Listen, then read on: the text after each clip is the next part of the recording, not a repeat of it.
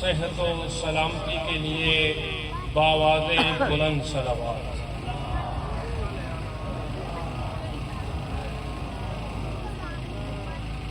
محمد والے محمد کا گھرانہ جتنا بلند ہے اتنی بلند صلوات۔ اللہم صلی علی محمد۔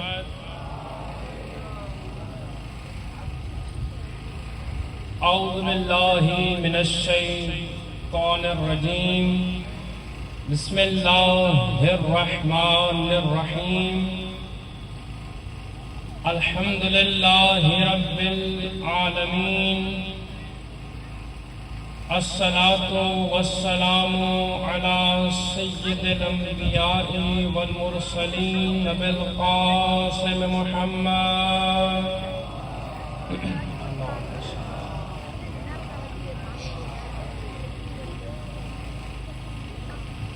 وآلہ الطیبین الطاہرین المعصومین الذین اذہب اللہ عنہم الرجس وطہرہم تطہیرا۔ اللہم صلی علی محمد وآل محمد۔ اما بعد فقد قال اللہ الحکیم فی قرآنہ الکریم، بسم اللہ الرحمن الرحیم، یوم ندعو کل اناس بامامہم فمن اوتی کتابہ بیمینہ فاولئک یقرؤون کتابہم ولا یظلم فتیلا۔ صلوات اللہ۔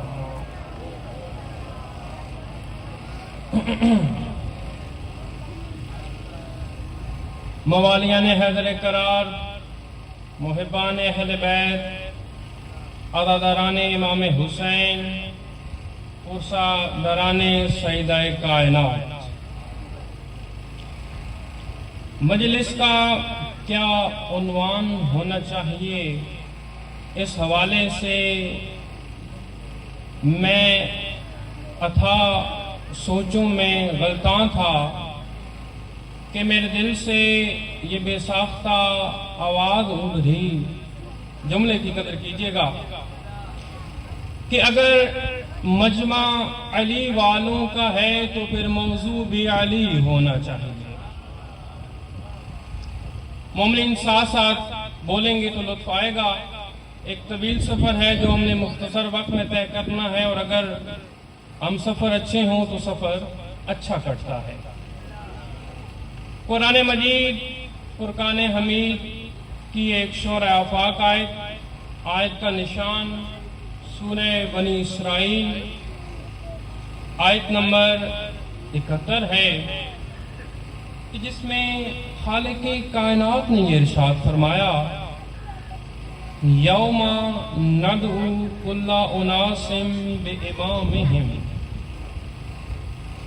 یوم اس دن، یعنی قیامت کے دن، ندعو ہم پکاریں گے، کل اناس تمام کی تمام انسانیت کو، بامامہم ان کے اپنے امام کے ساتھ، یعنی دنیا میں جس شخص نے جس کو اپنا امام بنایا ہے، قیامت کے دن اللہ اس انسان کو، اس شخص کو اس کے امام کے ساتھ پکارے گا۔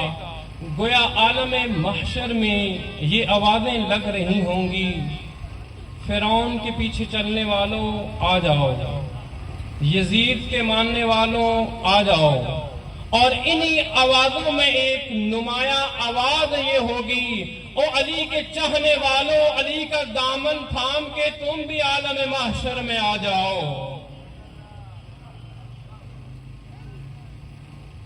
یہ مقام ہے شیعان حیدر قرار کا کہ قیامت میں یہ آواز لگ رہی ہے، اے علی کے چاہنے والوں تم بھی آ جاؤ۔ اچھا، قرآن میں اللہ یہ کہہ رہا ہے کہ جب ہر انسان کو اس کے امام کے ساتھ پکارا جائے گا تو پھر کیا ہوگا؟ ہوگا یہ کہ فمن اوتیا کتابہ بیمینہ، تو پس جسے کتاب یعنی اس کا نامہ اعمال اس کے دائیں ہاتھ میں دیا گیا، فمن اوتیا کتابہ بیمینہ فاولئک یقرؤون کتابہم، تو یہی وہ لوگ ہیں جو اپنے نامہ اعمال کا مطالعہ کریں گے، دیکھیں گے کہ انہوں نے زندگی میں کیا کیا ہے۔ وَلَا يُظْلَمُ فَتِيلًا، قرآن میں اللہ یہ دعویٰ کر رہا ہے کہ ہر بندہ اپنے نامہ اعمال کو پڑھے گا، وَلَا يُظْلَمُ فَتِيلًا، اور کسی شخص پر دھاگے کے برابر بھی ظلم نہیں کیا جائے گا۔ جس نے جو دنیا میں کیا اس کو وہ وہاں پا لے گا۔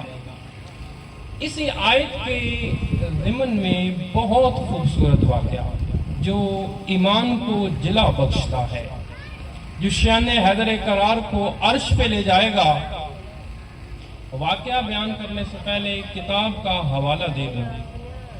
علامہ قطب الدین راوندی بہت بڑے شیعہ عالم، اور ان کی علمیت کا اندازہ آپ اس بات سے لگائیں کہ نہج البلاغہ کی سب سے پہلی شرح انہوں نے کی ہے۔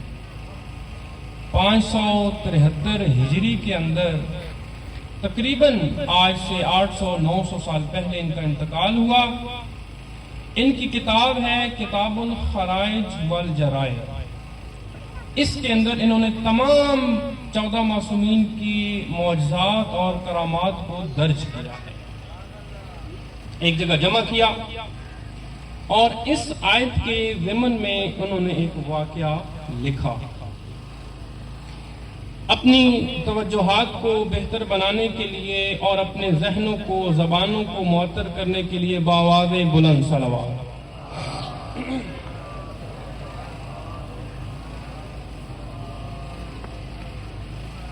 یہ اپنی کتاب میں یہ لکھتے ہیں کہ اسبغ ابن نباتہ، امام علی کے صحابی ہیں، وہ بیان کرتے ہیں کہ ایک مرتبہ کوفہ میں مولا کائنات نے یہ حکم دیا کہ لشکر کوفہ سے کوچ کرے اور مدائن پہنچے۔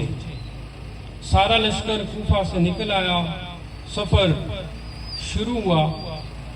بیچ سفر ایک شخص جس کا نام عمرو بن حریث ہے، وہ اپنے 8 دوستوں کے ساتھ، یعنی کل یہ 9 افراد، انہوں نے تخلف کیا، یعنی بیچ رستے انہوں نے اپنا رستہ جدا کیا اور یہ کہا کہ ہم عنقریب تم سے آ ملیں گے۔ ان کا پروگرام یہ تھا کہ ہم الگ سفر کریں گے اور بدھ کے دن ہم امیر المومنین کے لشکر میں شامل ہو جائیں گے۔ سفر شروع ہوا، کہیں انہوں نے آرام کی غرض سے رکے، صحرا تھا، وہاں کہیں سے ایک گو نمودار ہوئی۔ گو کا نمودار ہونا تھا کہ عمرو بن حریث نے اس گو کو اپنے ہاتھوں پہ اٹھا لیا۔ ہاتھوں پر اٹھانے کے بعد عذرائے مذاق، عذرائے تفنن، نعوذ باللہ امام علی کی توہین کرنے کی غرض سے اس نے اپنے تمام 8 دوستوں کو یہ کہا کہ یہ گو جو ہے یہ امیر المومنین ہے، یہ امام علی ہیں، سارے اس گو کی بیعت کرو۔ سب سے پہلے عمرو بن حریث نے اس گو کی بیعت کی، پھر باقی 8 ساتھیوں نے بیعت کی، اور مذاق کرتے ہوئے کہتے تھے کہ امیر المومنین ہمیں حکم دے کہ ہم کیا کریں۔ وہاں ٹھٹھا مذاق ہوا۔ بالآخر جمعے کے روز یہ 9 افراد مدائن پہنچ گئے۔ جب یہ مدائن میں پہنچے تو امیر المومنین کا لشکر وہاں پہلے ہی پہنچ چکا تھا، اور مولا کائنات مدائن کی مسجد میں منبر پر بیٹھ کے خطبہ ارشاد فرما رہے تھے۔ اب یہ جو 9 افراد تھے انہوں نے سوچا کہ امیر المومنین کو پتہ نہ چلے کہ ہم ان کے لشکر سے جدا ہوئے تھے۔ چپکے چپکے مسجد میں یہ 9 افراد داخل ہوئے اور لشکر میں آ کے شامل ہو گئے، امیر المومنین کا خطبہ سننے لگے۔ اچھا، اس علی سے چھپنے کی کوشش کر رہے ہیں کہ جس کے سامنے کائنات یوں ہے جیسے میرے سامنے ہتھیلی ہے۔ امیر المومنین نے جب دیکھا تو مولا متقیان کے کلام نے کروٹ لی۔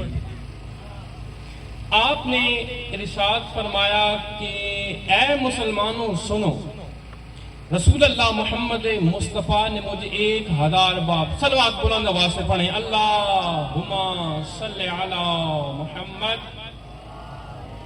وآل محمد۔ مولا متقیان جو سلونی سلونی قبل ان تفقدونی کے تنے تنہا مصداق ہیں، وہ علی جو یہ کہتا ہے کہ میں آسمان کے راستے زمین کے رستوں سے بہتر جانتا ہوں، اس علی نے یہ کہنا شروع کیا ہے مسلمانوں سنو، رسول اللہ نے مجھے 1000 علم کے باب تعلیم کیے، میں نے ہر ایک باب سے 1000 باب نکالے۔ میں دیکھ رہا ہوں کہ قرآن میں اللہ یہ ارشاد فرماتا ہے یوم ندعو کل اناس بامامہم، کہ ہم قیامت کے دن ہر شخص کو اس کے امام کے ساتھ بلائیں گے، یعنی دنیا میں جس شخص نے جس کو امام بنایا وہ اسی امام کے ساتھ معشور ہوگا۔ علی ابن ابی طالب نے ممبر پر بیٹھ کے یہ کہا کہ میں علم امامت سے ایسے 9 افراد کو جانتا ہوں کہ جنہوں نے ایک گروہ کو اپنا امام بنایا ہے۔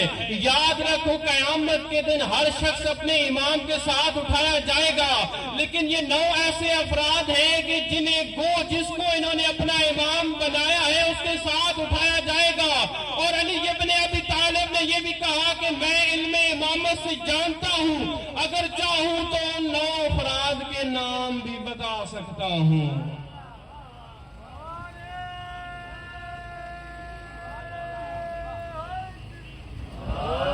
یا علی یا علی، علی ابن ابی طالب کے امتحان لیتے ہیں یہ کم عقل اور جاہل لوگ، وہ علی جو ہونے کو ہونے سے پہلے جانتا ہے،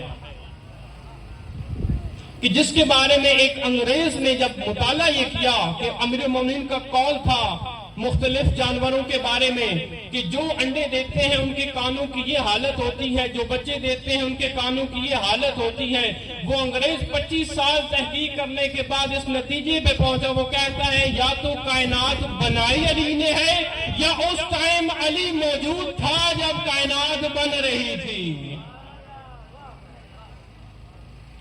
اس علی کے امتحان لیتے ہیں، یہ مقام ہے مولا متقیان کا۔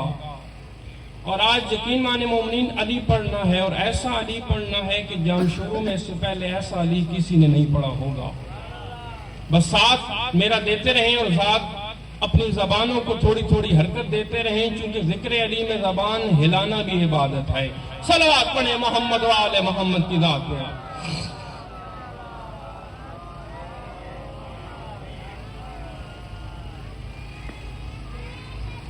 یا علی یا علی یا علی، قسم بخدا علی کو کسی نے نہیں پہچانا۔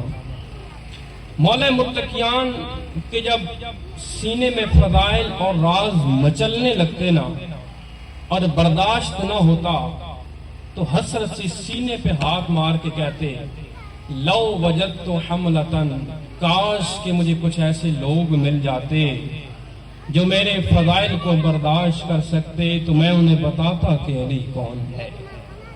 پھر کہتے ہیں لو وجدت 40، کاش کہ مجھے ایسے 40 لوگ ہی مل جاتے جو میرے فضائل کو برداشت کر سکتے۔ جب اضطراب زیادہ بڑھتا تو کہتے لو وجدت 10، کاش کہ مجھے ایسے 10 افراد ہی مل جاتے جنہیں علی بتا سکتا کہ علی کون ہے۔ اور پھر ارشاد فرماتے لو وجدت واحدا، کاش کہ علی کو کوئی ایک ہی ایسا مل جاتا جسے علی اپنی معرفت سے آشنا کر کے بتا سکتا کہ اللہ نے علی کو کیا عطا کیا ہے۔ علی کو زمانے نے پہچانا ہی نہیں ہے، زمانے نے علی کی قدر نہیں کی۔ مولا متقیان نے جو ان کے فضائل پڑھتے ہیں ان کو ایک نصیحت کی ہے۔ عبد الحسین مطلق کی کتاب سے میں یہ روایت پڑھنے لگا ہوں۔ مولا متقیان ارشاد فرماتے ہیں کہ ہمارے فضائل ہر ایرے غیرے بگانے یگانے کے سامنے نہ بیان کیا کرو، کیونکہ ہماری احادیث سمجھنے میں بہت مشکل ہیں۔ اور مولا متقیان نے کہا کہ ہماری احادیث کو فقط 3 گروہ برداشت کر سکتے ہیں۔ کون سے وہ 3 گروہ مولا؟ فرمایا پہلا گروہ فرشتوں کا ہے، ملائکہ کا ہے، جو ہمارے فضائل کو برداشت کر سکتے ہیں، اور یہ ان کی وجہ یہ ہے فضائل برداشت کر لینے کی کہ اللہ نے نور سے انہیں مقدس کیا ہے۔ دوسرا گروہ انبیاء کا ہے، جو محمد و آل محمد کے فضائل برداشت کر سکتے ہیں۔ کیوں مولا؟ بیان کرتے ہیں کہ اللہ نے وحی سے ان کے ایمان کو مضبوط کیا ہے۔ اور تیسرا گروہ، توجہ چاہوں گا، بیان کرتے ہیں کہ وہ تیسرا جو گروہ ہے وہ مومنین کا ہے، کہ جن کا دل اللہ نے ایمان سے مضبوط کیا۔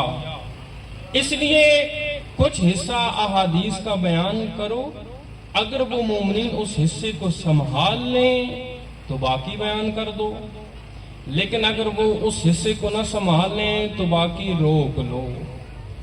میں نے بہت معرکۃ الآراء حدیث پڑھنی ہے، لیکن اس سے پہلے مومنین کا امتحان لوں گا۔ اگر امتحان پہ پورا اترے تو حدیث آپ کی، آپ کا انعام ہے، اور اگر حدیث آپ اس معیار پہ پورا نہ اترے تو پھر معاف کیجیے گا، مولا کائنات کی مخالفت کرنا میرے بس کی بات نہیں ہے۔ اور میں یہ بتاؤں کہ فضائل برداشت کرنا کیوں آسان کام نہیں ہے۔ ایک بدو عرابی، صحرا میں رہنے والا، بادیہ نشین، وہ ایک مرتبہ آیا امام حسن اور امام حسین سے ملنے کے لیے۔ صلوات پڑھیں، اللہم صلی علی محمد وآلہ، ہماری دیگر صلوات پڑھیے گا۔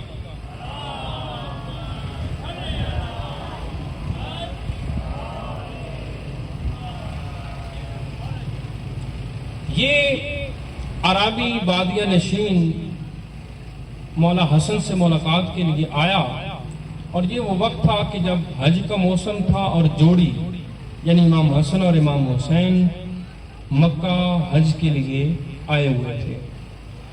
کعبے کی ایک جانب امام حسن کا خیمہ تھا اور کعبے کی دوسری جانب امام حسین کا خیمہ۔ اب آپ یہ یاد رکھیں کہ یہ جو شخص آیا ہے یہ امام حسن اور امام حسین کو شکل سے نہیں پہچانتا، لیکن آپ کے فضائل سن رکھے ہیں، آپ کی معرفت ہے اس بادیہ نشین کو، اس صحرا میں رہنے والے کو، اور قسم بخدا جو اس کی معرفت ہے، سلام ہے میرا اس بادیہ نشین کی معرفت کو۔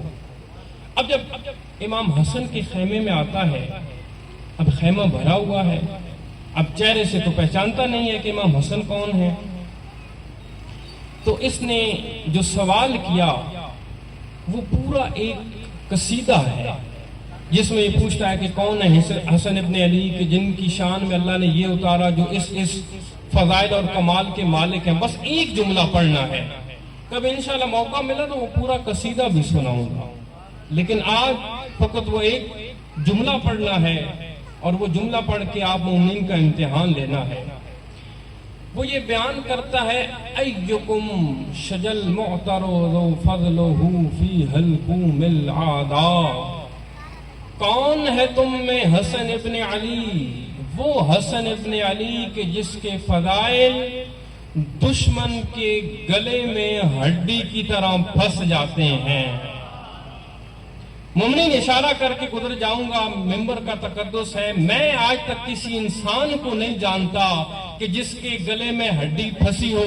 نہ جانے پھر یہ بدو کس کی طرف اشارہ کر رہا ہے کہ کون ہے وہ کہ جس کے فضائل دشمن کے گلے میں ہڈی کی طرح پھنس جاتے ہیں۔ یہ مقام ہے 14 کا، ان کے فضائل ہر بندہ برداشت نہیں کر سکتا۔ اب رسول اللہ کی وہ حدیث پڑھنے لگا ہوں جس کے لیے یہ ساری تمہید بنائی ہے، یہ سارا مقدمہ فراہم کیا ہے۔ دیکھوں گا کہ اس حدیث کے کون کون خریدار یہاں موجود ہیں، کن کے صحنے دل پہ اترتی ہے اور کن کے ذہنوں کے اوپر سے گزرتی ہے۔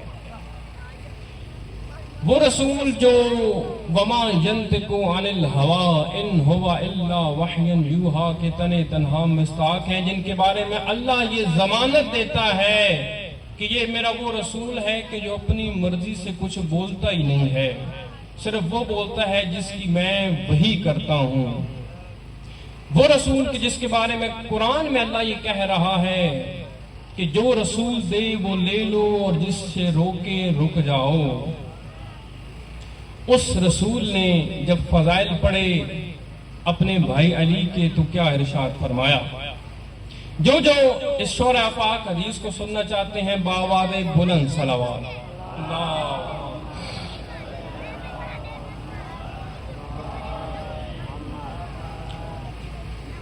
رسول کریم ارشاد فرماتے ہیں بسم اللہ الرحمن الرحیم لا يعذب اللہ هذا الخلق لا يعذب الله هذا الخلق إلا بذنوب علماء الذين يكتمون الحق من فضل علي وأولاده ألا وإنه لم يمش فوق الأرض بعد النبيين والمرسلين أفضل من شيعة علي ومحبيه الذين يظهرون أمره وينشرون فضله أولئك تغشاهم الرحمة وتستغفر لهم الملائكة الويل كل الويل لمن يكتم فضائله ومن يكتم أمره وما أصبرهم على النار وذلك حق لأن قاتم فضائله جهلا هالك حيث لم يعرف إمام زمانه وقاتم فضائله بغضا منافق خبيث إنه دينته خبيثة يا علي ما أبغضك إلا منافق شقي عورضت ولايتك على دينته فأبت فمسخت ونودي في عالم الموسوخات الخبيثات للخبيثين والخبيثون للخبيثات والمؤمن الموالي عارف بعلي حقا بعلي عارف بعلي عابد وإن لم يعبد ومحسن وإن عصى وناج وإن أذنبا۔ یہ مقام ہے، اب ترجمہ کرتا ہوں تاکہ سارے مومنین کو اپنے ساتھ شامل کریں۔ رسول کریم یہ ارشاد فرما رہے ہیں لا يعذب اللہ هذا الخلق، اللہ میری اس امت کو عذاب نہیں دے گی الا بذنوب علماء الذین، مگر اس امت کو اللہ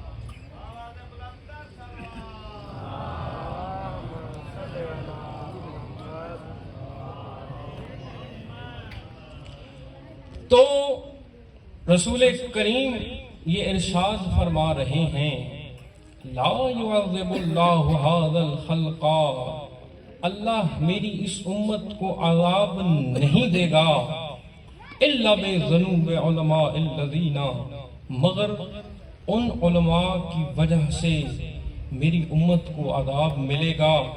اور یاد رکھیں علماء عالم کی جمع ہے، اور عالم صرف عبا کبا پہننے والا یا جنا کیپ پہننے والا نہیں ہوتا۔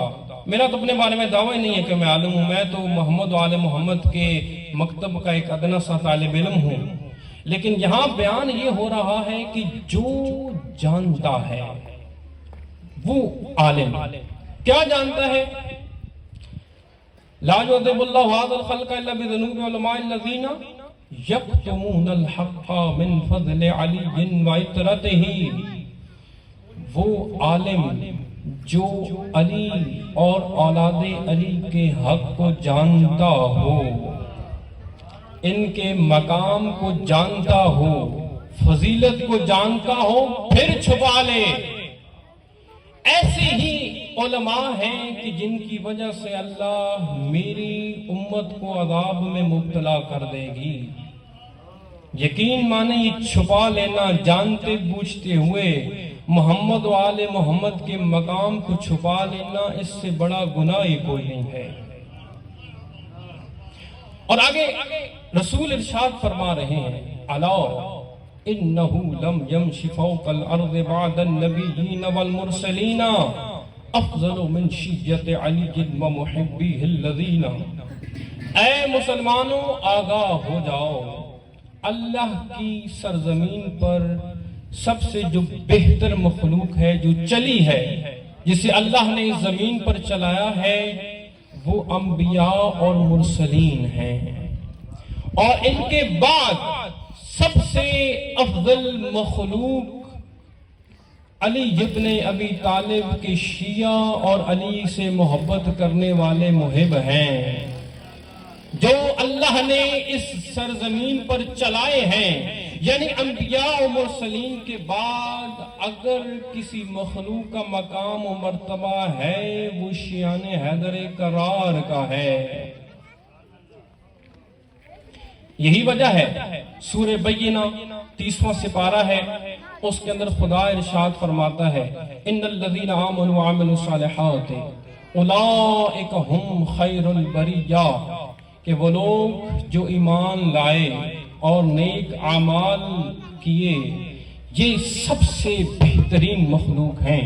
اولئک هم خیر البریہ، یہ سب سے بہترین مخلوق ہیں۔ اور اس آیت کی تفسیر میں نے احادیثوں کے دفتر پڑھے ہیں کہ جس میں یہ بیان ہوتا ہے کہ یہ لقب مولا متقیان اور ان کے چاہنے والوں کا ہے۔ جب علی دور سے آتے تو رسول اللہ ارشاد فرماتے کہ ہم خیر البریہ سے مراد علی ہے اور علی کے چاہنے والے ہیں۔ تو سب سے بہترین مخلوق کون ہے؟ رسول اور مرسلین کے بعد علی کے چاہنے والے۔ کیوں؟ وجہ بتائی، یظہرون امرہ، وہ علی کے امر کو واضح کرتے ہیں۔ علی کے چاہنے والے در در پہ بتاتے ہیں کہ علی کون ہے، نہ کسی موت سے گھبراتے ہیں، نہ کسی لالچ میں آتے ہیں۔ یہی وجہ ہے کہ علی ابن ابی طالب نے ارشاد فرمایا کہ اگر میں ساری دنیا منافق کو دے دوں اور کہوں کہ وہ مجھ سے محبت کرے، وہ کر نہیں سکتا، اور اگر میں اپنے چاہنے والے کے ناک پہ تلوار رکھ کے کہوں کہ علی سے نفرت کرو، وہ نفرت کر ہی نہیں سکتا، کیونکہ مجھ سے نفرت کرنا مومن کے بس کی بات ہی نہیں ہے۔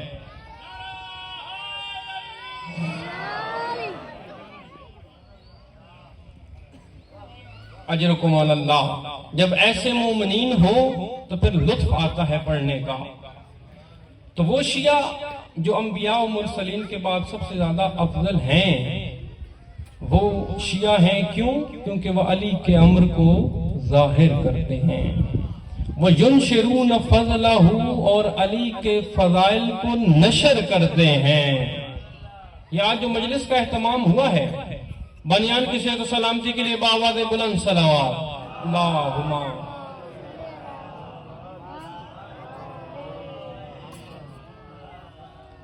یہ جو مجلس کا اہتمام کیا گیا ہے بانیان کی جانب سے، اور آپ مومنین اتنی گرمی میں مجلس سننے آئے ہیں، اور آپ کے ہر قدم کے عوض خداوند متعال آپ کو نیکیاں عطا کرے، جو حاضرین محفل ہیں ان کی شرعی حاجات کو اللہ اپنی برگاہ میں قبول کرے۔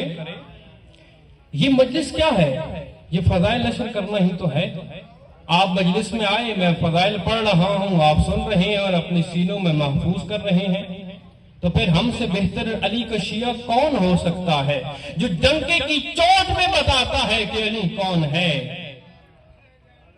اور پھر یہاں معاملہ رکا نہیں ہے۔ یظہرون امرہ وینشرون فضلہ اولئک تغشاہم الرحمۃ، یہی تو وہ لوگ ہیں، اللہ کا رسول بیان کر رہا ہے، جملے میرے نہیں ہیں، اللہ کے رسول کے ہیں، کہ یہی تو وہ لوگ ہیں جنہیں اللہ نے اپنی رحمت کے نیچے جگہ دے دی ہے۔ جو اللہ کی رحمت کے نیچے موجود ہیں، تستغفر لہم الملائکہ، اللہ اکبر، کیا مقام ہے شیعہ کا۔ رسول ارشاد فرما رہے ہیں صرف اللہ کی رحمت کے نیچے نہیں ہے، بلکہ اللہ کے فرشتے ان شیعوں کے لیے، ان محبین کے لیے استغفار کر رہے ہیں۔ اللہ کے فرشتے، مقدس فرشتے، اور استغفار کن کے لیے کر رہے ہیں؟ جو علی کے فضائل بیان کرتے ہیں۔ اور آگے یہاں سے رسول اللہ کے کلام نے کروٹ لی ہے۔ جو علی کو نہیں مانتا، جو علی کی ولایت کے مقابلے میں اکڑتا ہے، جس کے پیٹ میں علی کے فضائل سن کے مروڑ پڑتے ہیں، سنو پھر رسول کیا کہہ رہے ہیں۔ الویل کل الویل لمن یکتم فضائلہ ومن یکتم امرہ، تمام کی تمام ہلاکت اس شخص کے لیے ہے جو علی کے امر کو چھپاتا ہے اور علی کے فضائل پہ پردے ڈال دیتا ہے، جانتا ہے علی کون ہے پھر بھی چھپا لیتا ہے۔ رسول فرما رہے ہیں الویل کل الویل، تمام ہلاکت ایسے منافق کے لیے ہے۔ فما اصبرہم علی النار، رسول اللہ تعجب کر رہے ہیں، یا ما تعجبیہ ہے، یعنی میں تعجب کر رہا ہوں۔ رسول فرما رہے ہیں کہ انہوں نے کس طرح علی سے دشمنی مول لے کر جہنم کا سودا کر لیا۔ میں اس سودے پہ تعجب کر رہا ہوں۔ سورہ بقرہ میں آتا ہے نا کہ کچھ لوگ تجارت کرتے ہیں اور ان کی تجارت انہیں کچھ فائدہ نہیں دے گی۔ یہی لوگ ہیں جو علی کے فضائل چھپا کر اللہ سے جہنم خرید لیتے ہیں۔ اور پھر فرماتے ہیں اللہ کے رسول ذالک حق، یہی حق ہے منافق کا۔ کیوں؟ کیونکہ دیکھیں علی کے فضائل اگر کوئی چھپا رہا ہے نا تو اس کی دو وجہ ہیں، دو وجوہات کی بنا پر وہ علی کو چھپا رہا ہے، اور وہ دونوں وجہیں اللہ کے رسول نے بیان کر دی ہیں۔ صلوات پڑھیں محمد و آل محمد کی ذات پر۔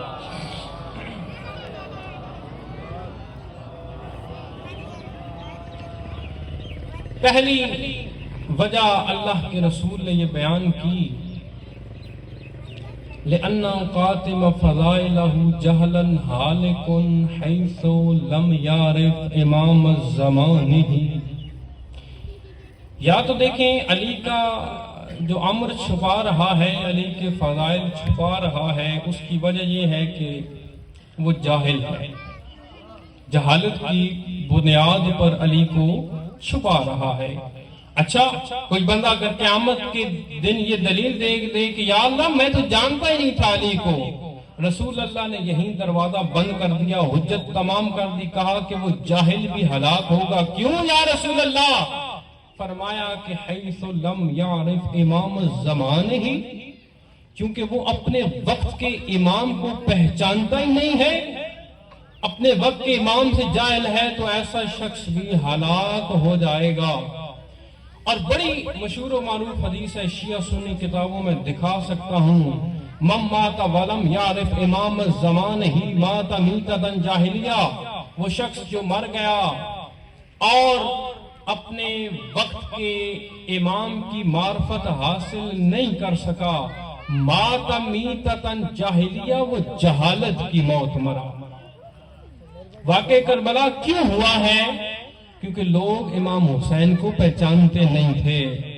اگر وقت کے امام کو پہچانتے تو پھر کربلا میں یوں شہید نہ ہونے دیتے۔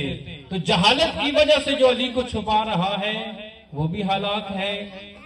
اور آگے فرمایا لِأَنَّ قَاتِمَ فَضَائِلَهُ بُغْضًا مُنَافِقٌ خَبِيثٌ، جو علی کے فضائل بغض کی وجہ سے چھپاتا ہے، علی سے اس کی بنتی نہیں ہے، وہ علی کی جس سے اللہ کی بنتی ہے لیکن اس منافق کی نہیں بنتی۔ تو رسول اللہ ارشاد فرما رہے ہیں منافق خبیث، وہ منافق ہے اور وہ خبیث ہے۔ لِأَنَّهُ دِينَتُهُ خَبِيثَةٌ، چونکہ اس کا خمیر ہی خبیث ہے۔ اور آگے کیا خوبصورت جملے، میں نہیں جانتا کون ان جملوں کی قیمت ادا کر پائے گا۔ رسول اللہ ارشاد فرما رہے ہیں یا علی ما ابغضک الا منافق شقی، اے علی تجھ سے کوئی نفرت کر ہی نہیں سکتا، کوئی بغاوت کر ہی نہیں سکتا، تیرے لیے دل میں کوئی بندہ بغض رکھ ہی نہیں سکتا مگر یہ کہ وہ منافق ہو اور شقی ہو۔ شقی القلب انسان ہے وہ جو علی سے دشمنی مول لیتا ہے۔ اور آگے پھر کیا خوبصورت جملے ہیں، فرمایا اورثت ولایتک علی طینتہ، یعنی جب انسانوں کو خلق کیا نا، اس سے پہلے جو ان کا خمیر تھا، جو مٹی تھی، اللہ نے اس مٹی پر تیری ولایت پیش کی۔ فَأَبَتْ فَمُسِخَتْ، جو منافق کی مٹی تھی اس نے علی کی ولایت لینے سے انکار کیا، اللہ نے اسے مسخ کر دیا۔ وَنُودِيَ فِي عَالَمِ الْمَوْصُوخَاتِ، اور عالم موصوخات میں اللہ نے یہ ندا دی الخبیثات للخبیثین والخبیثون للخبیثات، کہ خبیث چیزیں خبیث چیزوں کے لیے بن گئیں اور خبیث لوگ خبیث چیزوں کے لیے مقرر کر دیے گئے۔ دیکھیں ہر چیز جو ہے وہ اپنی اصل کی جانب لوٹتی ہے۔ اگر کوئی طاہر ہے تو طہارت کی طرف لوٹے گا، اگر اس کی ماں نے با اخلاق اور ایک اچھا کردار پیش کیا ہے تو پھر اس کا بچہ جس کو ماں نے علی کا نام لے کے دودھ پلایا ہے وہ علی کی ولایت کی جانب پلٹے گا، اور جس کی ماں نے خیانت سے کام لیا ہے پھر وہ خباثت کی طرف پلٹے گا۔ اور بڑی خوبصورت حدیث ہے کہ جب اللہ نے علی کی ولایت کو قرار دیا تو علی کی ولایت کو مختلف چیزوں پہ پیش کیا۔ جس مٹی نے علی کی ولایت کو قبول کیا اللہ نے اسے زرخیز بنا دیا، جس مٹی نے علی کی ولایت کا انکار کیا اللہ نے اسے بنجر کر دیا، جن پہاڑوں نے علی کی ولایت کو لے لیا اللہ نے ان کا مقام بلند کر دیا، جن پہاڑوں نے علی کی ولایت سے انکار کر دیا ان کا ٹھکانہ جہنم بن گیا، جن پھلوں نے علی کی ولایت کو لے لیا اللہ نے انہیں اچھا ذائقہ عطا کر دیا، جن پھلوں نے علی کی ولایت سے انکار کیا اللہ نے انہیں بد ذائقہ بنا دیا۔ علی مولا علی مولا یا علی یا علی۔ تو رسول اللہ ارشاد فرما رہے ہیں یا علی ما ابغضک الا منافق شقی، تجھ سے صرف وہی نفرت کرے گا جو منافق ہوگا، جو شقی ہوگا۔ اور یہ جو ہے نا الخبیثات للخبیثین والخبیثون للخبیثات، یہ میں اس پہ قرآن کا حوالہ بھی دے دوں چونکہ صادق آل محمد ارشاد فرماتے ہیں وہاں صلی علی محمد وآل محمد۔ صادق آل محمد کا یہ ارشاد ہے اس سے پہلے میں قرآن کی آیت پڑھتا چلوں. سورہ نور کی آیت نمبر 26 میں اللہ یہ ارشاد فرماتا ہے کہ الطیبات للطیبین والطیبون للطیبات الخبیثات للخبیثین والخبیثون للخبیثات. صادق آل محمد ارشاد فرماتے ہیں کہ جب ہماری حدیث کو دیکھو اور وہ قرآن سے ٹکرا رہی ہو اسے دیوار پہ دے مارو. اگر وہ قرآن کی تصدیق کر رہی ہو تو پھر اسے اپنے لوح دل پر نقش کر لو. تو سورہ نور میں اللہ ارشاد فرما رہا ہے الطیبات للطیبین والطیبون للطیبات کہ پاک عورتیں پاک مردوں کے لیے ہیں اور پاک مرد پاک عورتوں کے لیے ہیں. الخبیثات للخبیثین خبیث عورتیں خبیث مردوں کے لیے ہیں. والخبیثات للخبیثین اور خبیث عورتوں کو خبیث مردوں کے لیے بنایا گیا ہے. یعنی ہر چیز جو ہے اس نے اپنی اصل کی جانب لوٹنا ہے. تو جس نے علی سے محبت کی وہ علی کے ساتھ معشور ہوگا اور جس نے یزید کو دل میں بسایا اس کا ٹھکانہ پھر وہی ہے جو یزید کا ہوگا. پھر قیامت کے دن نہ گلا کرے کہ میرے ساتھ کیا ہوا, چونکہ ہر چیز نے اپنی اصل کی جانب لوٹنا ہے. اور پھر کیا خوبصورت جملے ہیں. انعام ہے مومنین تم سب کا, اس کو اپنے ذہن میں محفوظ کر لو. رسول اللہ ارشاد فرما رہے ہیں والمؤمن الموال العارف بعلی, جو ایمان رکھے والمعال اور علی کی ولایت دل میں رکھے وعارف بعلی اور علی کی معرفت کا حق ادا کرے. تو یا رسول اللہ پھر کیا ملے گا اسے؟ 3 انعام اللہ کے رسول نے بیان کیے. 3 شرطیں, ایمان ہو, ولایت ہو اور علی کی معرفت ہو. ملے گا کیا؟ عابد وَإِن لَمْ يَعْبُدْ, وہ عابد شمار ہوگا اگرچہ عبادت نہ بھی کر رہا ہو.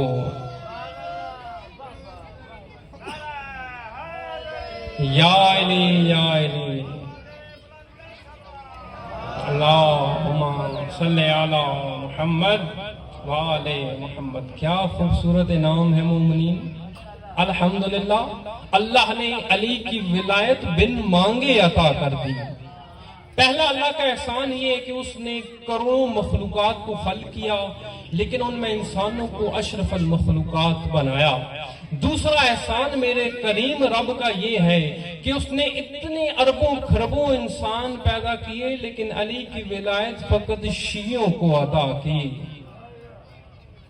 تو کیا علی کی ولایت ہے, علی کی معرفت ہے, علی پر ایمان ہے, وہ عابد ہے.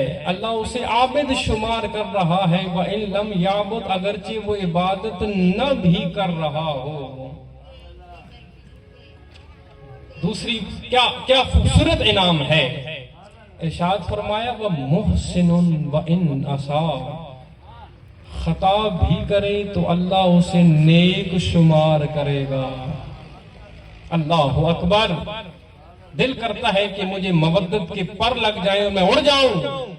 کیا مقام ہے علی کے چاہنے والے کا, علی کی معرفت رکھنے والے کا کہ خطا کر رہا ہے اللہ اسے احسان کرنے والا شمار کر رہا ہے.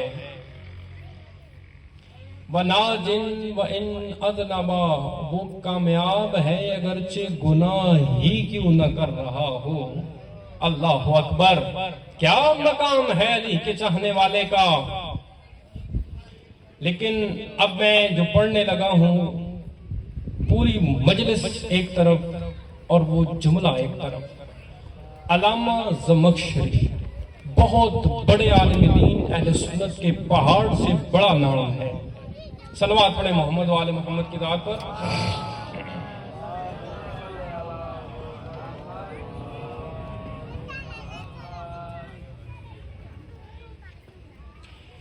علامہ زمخشری علم نحو اور تفسیر کے اندر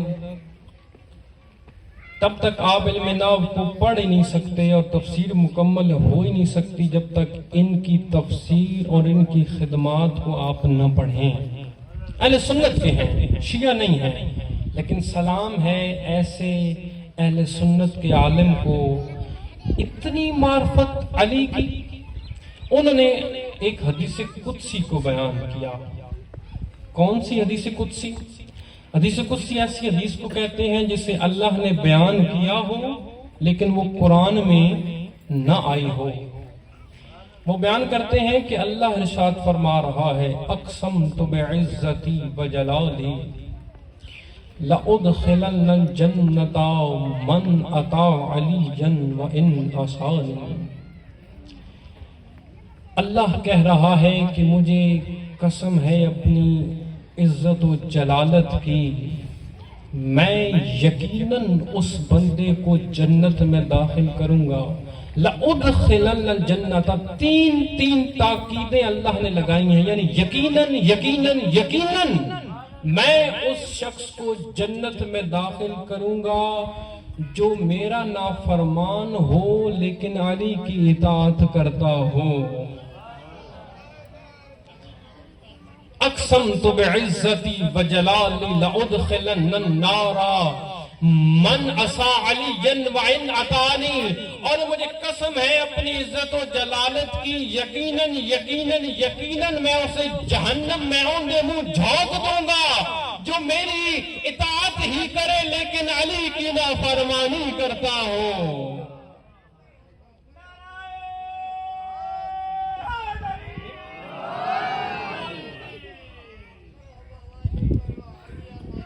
یہ علامہ زمخشری نے لکھا ہے اس کو، اور میں یہ عرض کروں وہ یہ نہ سمجھے کہ علی کی اطاعت کرے اور اللہ کی نافرمانی کرے تو وہ بچ جائے گا۔ علی کی اطاعت کا حکم بھی اللہ نے دیا ہے، تو جس نے علی کی نافرمانی کی گویا اس نے اللہ کی نافرمانی کی۔ اور میں آج مجلس کا نتیجہ دینا چاہتا ہوں، پھر میں صاحب کی جانب بڑھوں۔ حق ادا کر دیا آپ مومنین نے کہ صرف ولایت کافی نہیں ہے، ساتھ آپ کو نیک اعمال بھی کرنے ہیں۔ چونکہ اگر فقط ولایت کافی ہوتی نا تو سورہ ملک کی آیت نمبر 2 میں اللہ یہ نہ ارشاد فرماتا الذی خلق الموت والحیات لیبلوکم ایکم احسن عملا وہو العزیز الغفور، کہ وہ وہی اللہ ہے جس نے زندگی اور موت کو خلق کیا لِيَبْلُوَكُمْ أَيُّكُمْ أَحْسَنُ عَمَلًا، تاکہ اللہ یہ دیکھ لے کہ تم میں سے اچھے اعمال کون کرتا ہے۔ قرآن میں جگہ جگہ آتا ہے ان الذین آمنوا وعملوا الصالحات، وہ لوگ جنہوں نے نیک اعمال کیے اور ایمان لائے۔ تو فقط ایمان کافی نہیں ہے، ساتھ نیک عمل بھی کرنے ہیں۔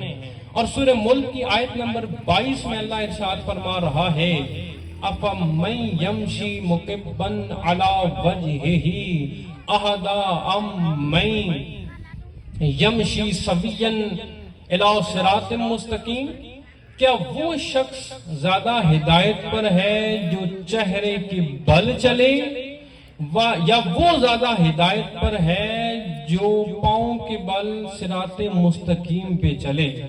یعنی کہنے کا مقصد یہ ہے کہ فقط ایمان کافی نہیں ہے، فقط ایمان دل میں لے کر یہ سمجھ لینا کہ جنت مل جائے گی ایسا ہی ہے کہ جیسے کوئی چہرے کے بل زمین پہ چل رہا ہے۔ لیکن صراط مستقیم پہ کون ہے؟ ایک ہاتھ میں ایمان ہو اور دوسرے ہاتھ میں اعمال ہوں۔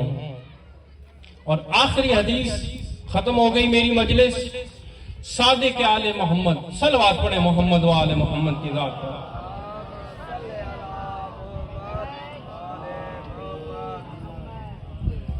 ان کی خدمت میں ایک صحابی حاضر ہوا، کہا یا فرزند رسول، ہم نے یہ سن رکھا ہے، یہ آپ کی حدیث ہے، اذا عرفت عیمل ما شئت، جب ہم محمد و آل محمد کی معرفت حاصل کر لو تو پھر جو چاہے کرو۔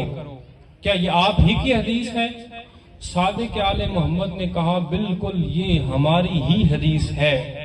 تو پھر اس صحابی نے سوال کیا، توجہ چاہوں گا، اس نے کہا اس کا مطلب ہے کہ آپ کی معرفت حاصل کرنے کے بعد میں چوری کروں، میں جھوٹ بولوں، میں زنا کروں، میں بخشا جاؤں گا؟ صادق آل محمد نے کہا ان للہ و انا الیہ راجعون، میں پناہ مانگتا ہوں خدا سے اگر کسی میری شیعہ کا یہ عقیدہ ہے۔ اس حدیث کا مطلب یہ ہے کہ اذا عرفتہ، جب ہماری معرفت حاصل کر لو، اعمل ما شئت، پھر چاہے تھوڑے عمل کرو یا زیادہ عمل کرو، اللہ قبول کر لیتا ہے۔ اور بس عزاداروں، سب سے بڑی قیمت علی کی ولایت کی علی کی بیٹیوں نے عطا کی ہے۔ کوئی اگر یہ سمجھتا ہے نا فقط علی کی ولایت دل میں رکھے گا اور اس کا امتحان نہیں لیا جائے گا، نہ میرا بھائی، جب علی کی بیٹیاں امتحان سے محفوظ نہ رہ سکیں تو عام شیعہ کیسے رہے گا؟ جناب زینب سلام اللہ علیہا کے مصائب پڑھنا چاہتا ہوں عزاداروں، اللہ کی ذات مجھے توفیق عطا فرمائے، بی بی کا پرسہ ہو جائے۔ عزاداروں، بڑی محبت تھی جناب زینب کو امام حسین سے، جب بھی نماز پڑھنے لگتی نا تو آ کے اپنے بھائی حسین کا چہرہ دیکھتی، اور بڑا مقام تھا جناب زینب کا امام حسین کے دل میں، اگرچہ بڑے تھے، امام تھے، لیکن جب جناب زینب خدمت میں آتی نا، جس حالت میں ہوتے کھڑے ہو جاتے۔ ایک دفعہ میں نے یہ پڑھا ہے کہ مولا حسین قرآن پڑھ رہے تھے، جناب زینب سلام اللہ علیہ آئیں، جس حالت میں تھے حسین کھڑے ہو گئے، نہ فقط صامت قرآن کھڑا ہوا بلکہ ناطق قرآن بھی کھڑا ہو گیا۔ جب جناب زینب کی شادی کا معاملہ آیا نا عزاداروں، مولا متقیان نے نکاح پڑھا، 2 شرطیں رکھی۔ پہلی شرط یہ رکھی کہ عبداللہ میں شادی تو کر رہا ہوں زینب کی تم سے، لیکن جب بھی میری بیٹی زینب حسین سے ملنے کی خواہش کرے تم روکو گے نہیں۔ اور دوسری شرط یہ لگائی کہ جب حسین کربلا جانے لگے اور زینب تم سے اجازت مانگے تو تم روکو گے نہیں۔ جب مولا حسین کا قافلہ تیار ہوا نا، جناب زینب آئیں، امام حسین نے کہا میری بہن زینب آپ عبداللہ کے عقد میں ہیں، ان سے اجازت لے کر آئیے۔ جناب زینب نے جناب عبداللہ سے اجازت لی اور پہنچ گئے قافلہ کربلا۔ بس عزاداروں، مختصر کرنا ہے، مارے گئے سارے بھائی بیٹے، چادریں لوٹ لی گئیں۔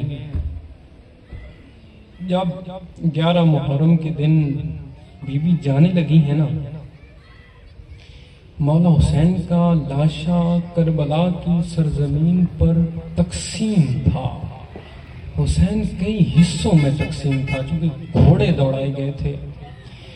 جناب زینب جب پاس سے گزری ہیں تو یوں ہاتھوں سے کچھ حسین اٹھایا ہے اور آسمان کی طرف عزاداروں دیکھ کر کہا تقبل منا ھذا القربان، اے میرا اللہ ہماری یہ قربانی قبول کرنا، سب کچھ لٹا کے تیری محبت میں زینب جا رہی ہے۔ عزادہ جب کوفہ پہنچی نا بی بی، اب دیکھیں بیٹے مارے گئے ہیں، بھائی قتل ہو گئے ہیں، علی اصغر پیاسا شہید کر دیا گیا ہے، علی اکبر کے سینے میں برچھی لگ چکی ہے، قاسم کا لاشا پامال ہو چکا ہے۔ عبید اللہ ابن زیاد نے سوال کیا زینب سے، زینب دیکھا اللہ نے تیرے ساتھ کیا کیا؟ یعنی کہنا چاہ رہا ہے جو یہ سب کچھ ہوا ہے یہ اللہ نے کیا ہے۔